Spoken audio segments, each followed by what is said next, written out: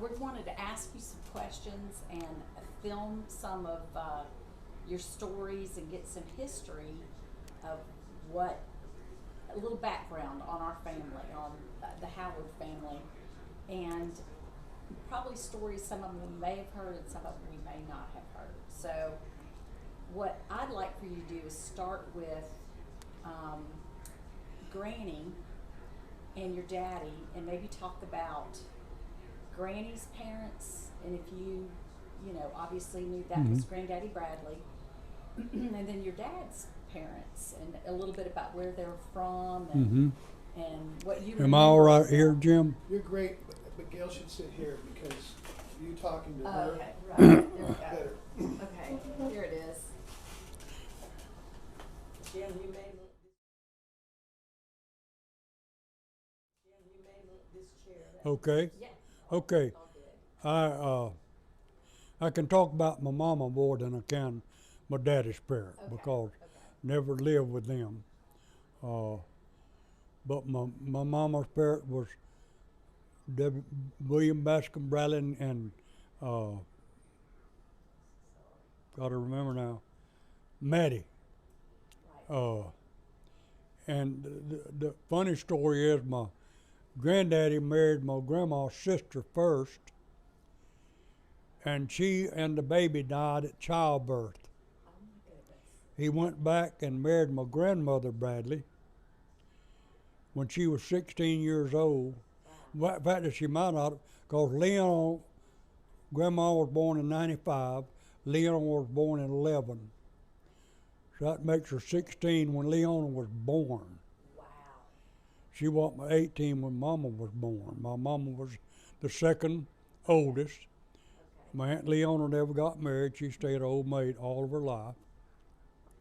But Mama married my daddy when she wasn't but 18 years old, and had Madeline when she was 19 years old. Had me when she was about 22 years old. Because Madeline was born 30. Mama was born in 1911. Madeline was born in 32. So she was 21 years old. Right. And Now, do you know how they met? Do you know how your mom and daddy met? have no idea. Really? Don't. Okay. Never did hear that story. Okay. I just know Daddy was, and this funny thing, he was 8 years older than her, and my stepdaddy Fred was 8 years older than her. Granny liked the So she liked these old men,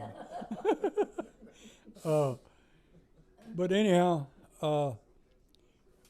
like I say, I was born in 35, and back then, and a lot of time now, at Christmas time, the mama wants to take her children to her mama's house for Christmas.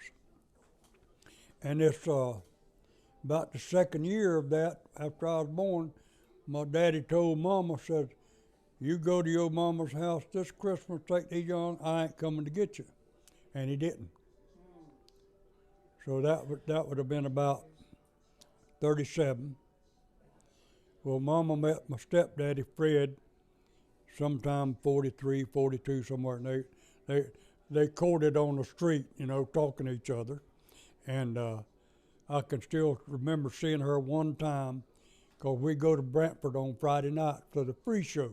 Okay. And so I can still see her and my stepdaddy at the far end of town down there talking, not standing right close to each other, but talking to each other. And they got married Christmas of 43, and they came to my granddaddy's house because we had lived with my granddaddy Yeah. for those 6 plus years. And they came and got us on Sunday afternoon before Monday was going to start school in O'Brien on Monday. I was in the 3rd grade, Madeline was in the 6th grade. And so we went and lived in an old shotgun house that daylight in every direction you could see. Probably been an old sharecropper's house, is what it had been. Fixed it up a little bit, but never was anything to brag about. Yeah. Even when it burnt down in 58, when my Stepdaddy died with cancer, and Mama moved to Jacksonville with Madeline. Her and Janie. Janie was born in 49. He died in 58, so she was 9 years old when he was born, and she's more my sister. My daddy had a girl, and Mama had a girl, and then I had a real sister, Madeline, and we was like two different countries. You know, if you remember Madeline, she looked like an Indian. Real dark brown hair, real dark brown eye, dark complexion. And I've told this story 100 times. Probably the few times that we'd sit at the table, my real daddy would look, you know, and he'd look at me, and look at Madeline, and say, something wrong here. But anyhow, Madeline knew what Stop one sec. sister and I, we were just as different as we looked. We were never friends. And so we hadn't been there long, wasn't going to church. But one Sunday morning before noon, I was walking down the old three-rut road that we lived on, walking around the corner to where there's a road that went up by the cemetery at O'Brien. Then you went another quarter of a mile, there's another road that went into the O'Brien. And I was squalling because I was lonesome. I said, Lord, let my grandma come see me today. And I got to the corner, and there they were. Doyle was driving them, Richard and Edward and Betty and my grandma. Of course, we had to go wring 2 or 3 more chickens' necks, you know, cook for them. No telephones. Then, you know, maybe one telephone in Suwannee County. But that's the first prayer God answered for me. The second prayer he answered for me is from the time I was 10, 11 years old, I had to crop tobacco, the old leaf tobacco. And what we call the sand lugs, which are bottom 3 or 4 leaves right on the ground. When you crop those for 8 hours, 4 hours in the morning, 4 hours at night, it took you about 3 days to get your back completely straight again. And I was about 11, 12, I said, Lord, please let me get enough education. I ain't got to do this for a living. And he did. I became a surveyor. Cutting bushes and fighting yellow jackets and wolf.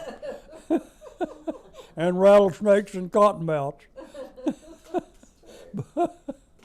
But anyhow, that's just a side issue. Going back to my granddaddy and my grandmother, where my mama's mom and daddy, his granddaddy had bought part of the farm.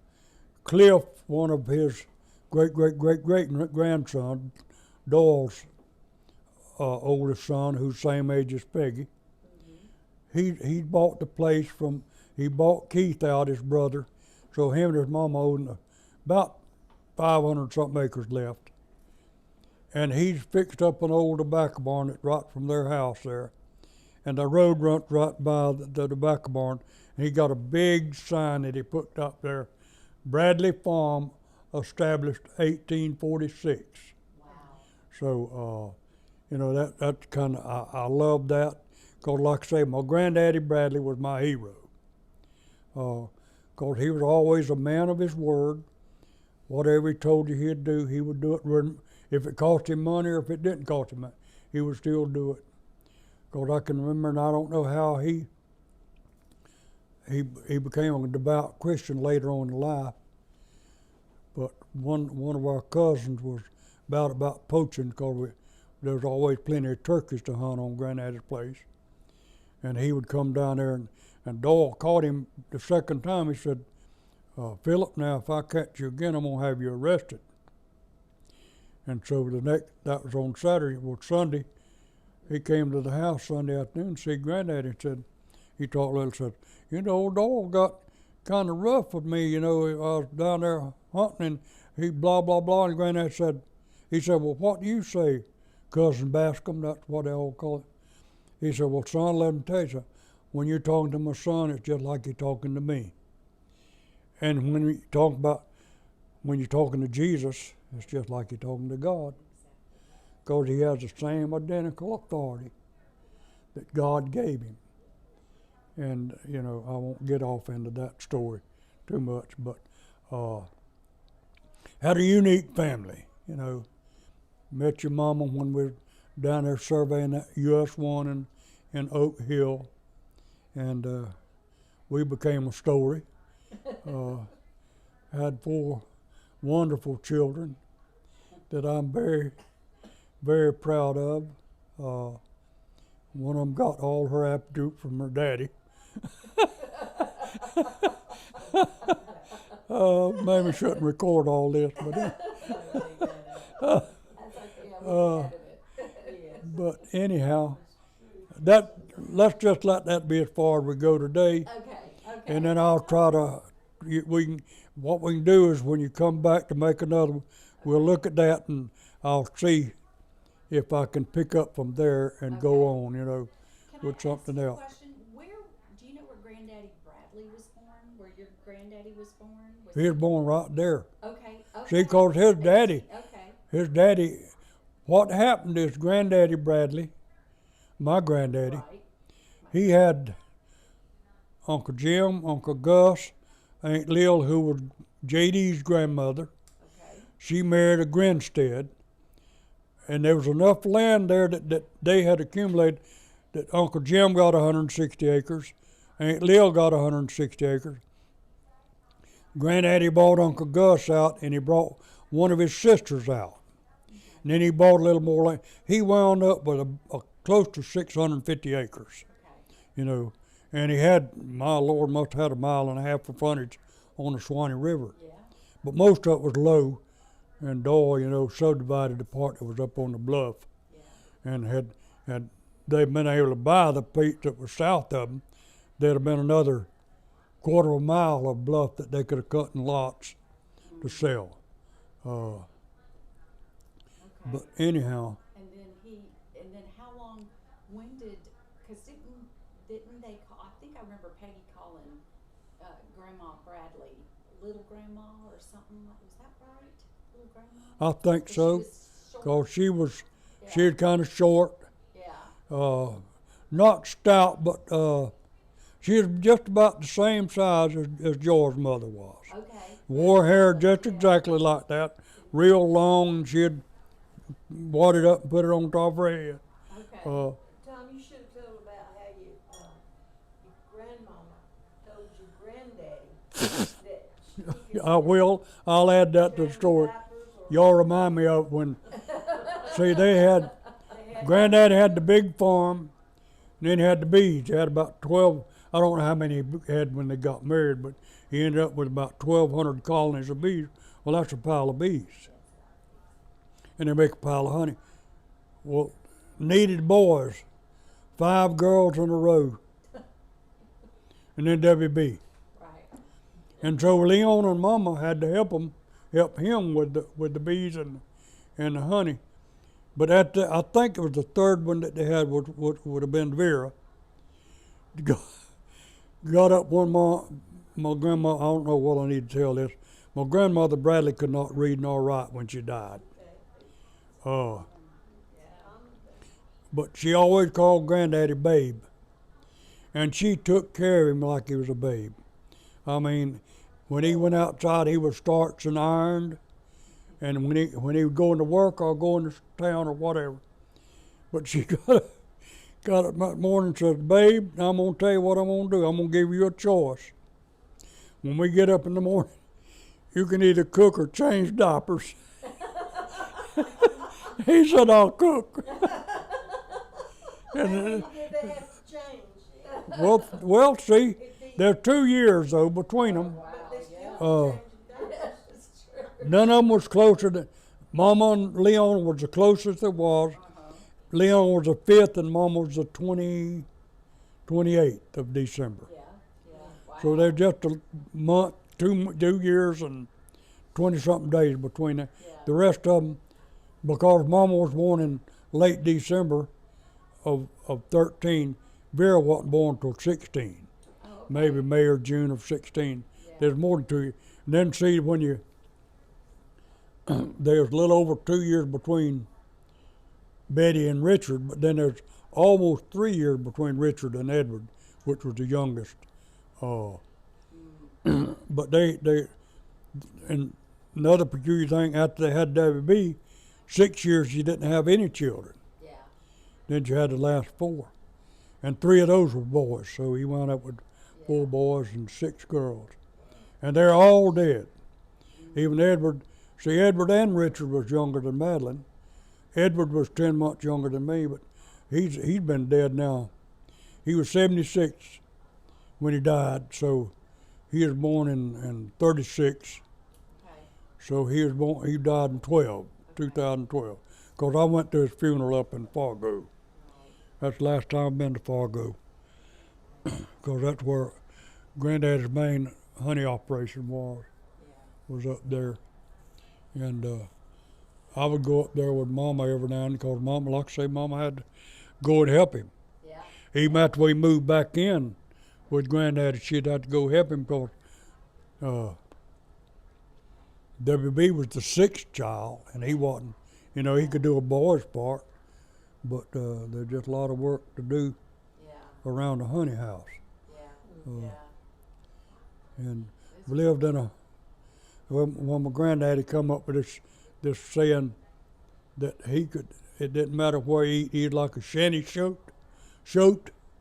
Most people don't know what a shoat is. That's a small hog. They call them shoats, S-H-O-A-T. Yeah. And what they call them shanty shoats was there was no fence law till, 1948, something like that.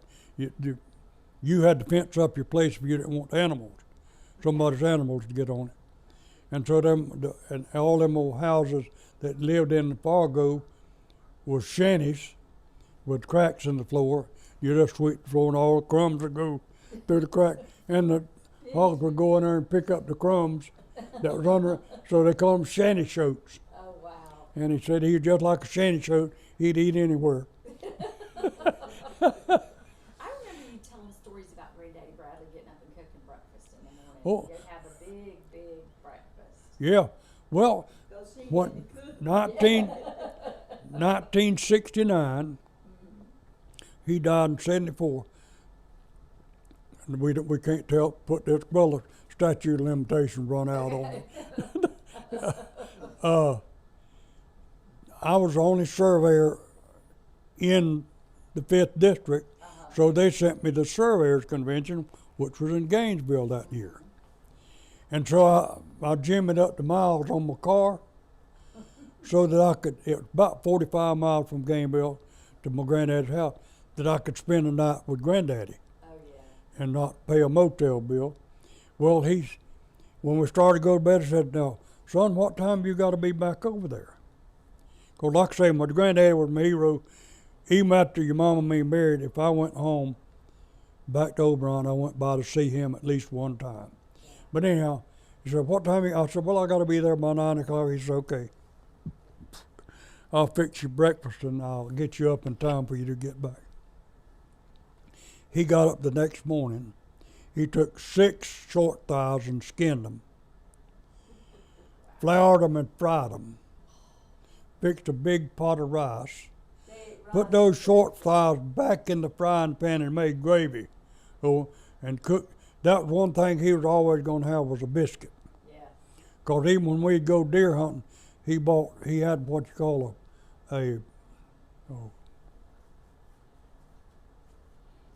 what do you call it? It's some kind of a kettle. Like a Dutch oven? Dutch oven. He had a Dutch oven that you could put coals on top. It had the lip on it, that would keep them from getting in. And he'd put coals on top of it, put right on the edge of the coals. And we ate biscuits when we were deer hunting. Oh, my gosh. Because he was not going to eat without a biscuit.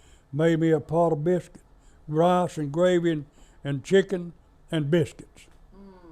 So I didn't have to buy breakfast that day. But he loved me just as much, because I was his oldest grandson. Right. Yeah. That's one thing. Aunt Vera was always jealous. Bill was about a year younger than me.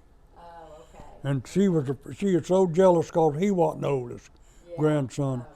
Oh, Of course, they didn't They didn't love my granddad like I did. Yeah. In fact is, we won't go into this story either, but after granddaddy made a pile of money, but he spent a pile of money. I heard He had that big bought house. buying those Cadillac cars and Packard cars, and one year he bought a 3-ton white truck to haul his bees on. I remember that. That thing that high before you get the Yeah. highs up on it, It, but just things like that, that he would do because he wanted it Yeah. and had the money to buy it. Yeah. Never did do without. Yeah. We always didn't have a lot of variety to eat, but we always had plenty to eat. And you think about, Mama moved back in, I'm gonna say in either 36 or 37.